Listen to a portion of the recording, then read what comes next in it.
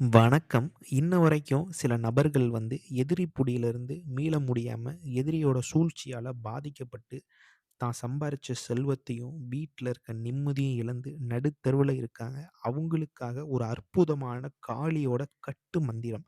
இந்த கட்டு மந்திரத்த நீங்க தினம்தோறும் கிழக்கு முகம் பார்த்து அமர்ந்து காளிய மனசால நெனச்சு, இந்த மந்திரத்த நீங்க சொல்வதால, காளி "கண் இமை போல காப்பா" அப்படின்னு சோடில சொல்லப்பட்டிருக்கு. அது மட்டும் இல்லாம, எந்த ஒரு மாந்திரீகமும் உங்களுக்கு எடுபடாது.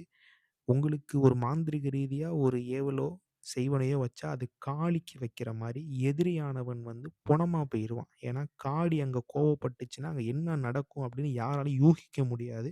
அப்பேற்பட்ட அற்புதமான கட்டு மந்திரம்.